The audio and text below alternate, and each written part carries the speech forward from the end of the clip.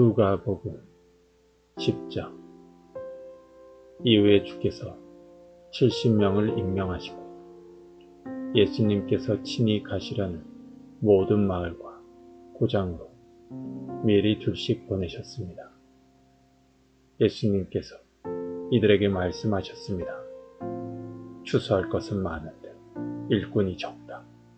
그러므로 추수하는 주인에게 추수밭으로 일꾼을 보내달라고 간청하여라.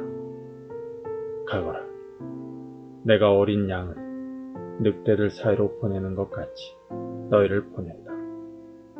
지갑이나 가방이나 신발을 챙기지 마라. 가는 길에 아무에게도 인사하지 마라.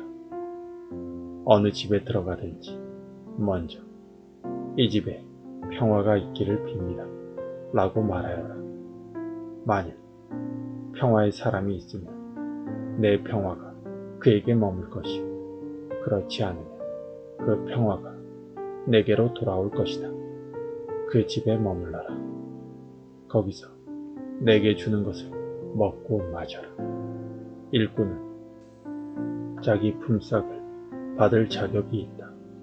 이 집, 저 집으로 옮겨 다니지 마라. 어떤 마을에 들어가든지 너희를 환영하며 내 앞에 차려진 것을 먹어라. 그곳의 환자들을 고쳐주고 그들에게 하나님 나라가 너희에게 가까이 왔다고 말하여라.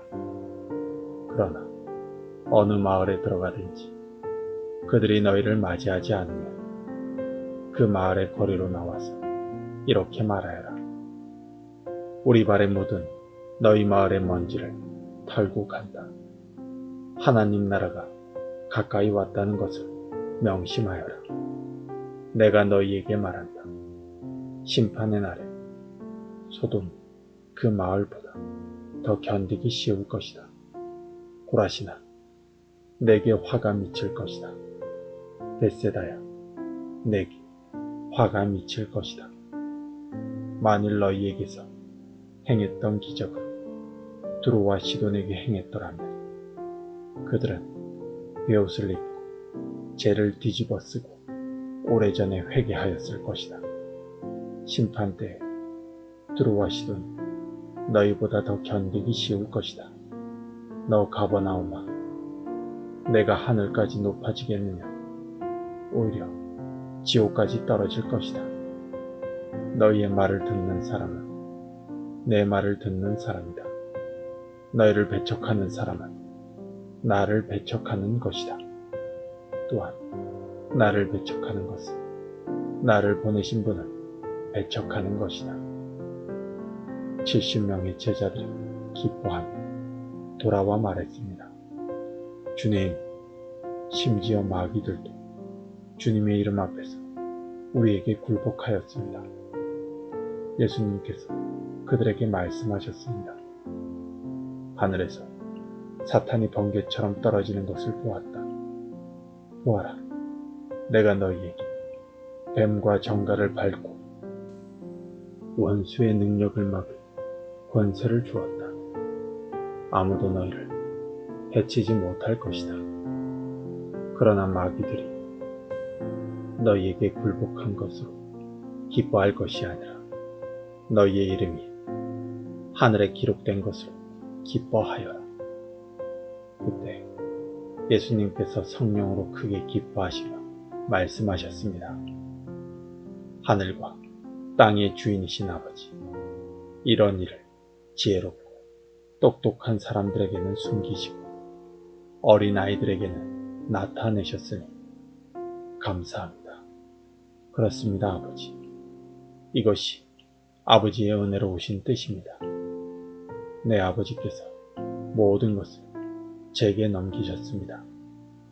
아버지 외에는 아들이 누구인지 아무도 모르며 아들과 또 아들이 알려주고자 하는 사람 외에는 아버지가 누구인지 아무도 모릅니다.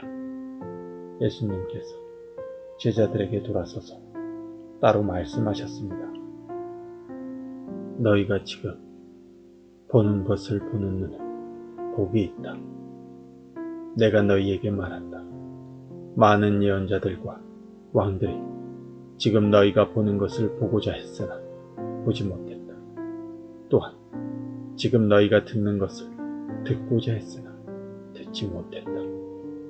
어떤 율법 학자가 일어나 예수님을 시험하려고 말했습니다. 선생님, 제가 무엇을 하여야 영생을 얻을 수 있습니까? 예수님께서 그에게 물으셨습니다. 율법에 무엇이라고 기록되어 있느냐? 너는 어떻게 읽었느냐? 율법학자가 대답하였습니다. 내 모든 마음과 모든 목숨과 모든 힘과 모든 뜻을 다해 주 내 하나님을 사랑하라고 하였고, 또한 내 이웃을 내 몸같이 사랑하라고 하였습니다. 예수님께서 그에게 말씀하셨습니다. 내 대답이 옳다. 이것을 행하여라. 그러면 살 것이다. 이 사람이 자기를 옳게 보이고 싶어서 예수님께 말했습니다. 그러면 누가 제 이웃입니까? 예수님께서 대답하셨습니다. 어떤 사람이 예루살렘에서 여리고로 내려가고 있었다. 그런데 도중에 강도를 만났다. 강도들은 이 사람의 옷을 벗기고 때려서 거의 죽은 채로 버려두고 갔다. 마침 한 제사장이 그 길을 내려가다가 그 사람을 보고는 길 반대편으로 피해서 지나갔다. 어떤 레위인도 그곳에 와서 그 사람을 보고는 길 반대편으로 피해서 지나갔다. 이번에는 어떤 사마리아 사람이 그 길을 여행 가다가 그가 있는 곳에 이르렀다. 사마리아 사람이 그를 보고 불쌍하게 여겼다. 그래서 그 사람에게로 가서 그의 상처에 올리브 기름과 포도주를 붓고 붕대로 감쌌다.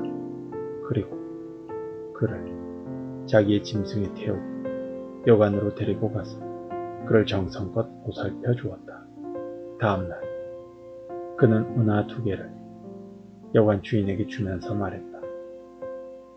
이 사람을 잘 보살펴 주세요. 만일 돈이 더 들면 내가 돌아올 때 갚겠습니다. 너는 이 세 사람들 중에 누가 강도 만난 자의 이웃이라고 생각하느냐? 율법학자가 대답했습니다. 그에게 자비를 베풀어 준 사람입니다. 그러자 예수님께서 그에게 말씀하셨습니다. 가서 똑같이 하여라. 예수님과 제자들이 여행을 하다가 어떤 마을로 들어갔습니다.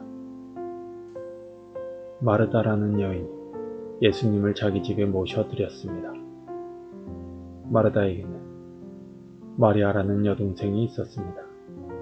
마리아는 예수님의 발치에 앉아서 말씀을 듣고 있었습니다. 마르다는 여러 가지 접대하는 일로 분주하였습니다. 그러다가 예수님께 다가가서 말했습니다. 주님, 저 혼자 이 모든 접대를 하는데 제 동생이 저를 거들지 않는 것은 아무렇지도 않게 생각하십니까? 저를 도우라고 말씀해 주십시오. 그러나 주께서 마르다에게 말씀하셨습니다. 마르다야, 마르다야, 너는 너무 많은 일 때문에 걱정하며 안절부절 못하는구나. 그러나 필요한 일은 오직 한 가지뿐이다. 마리아는 그 좋은 쪽을 선택했으니 빼앗기지 않을 것이다.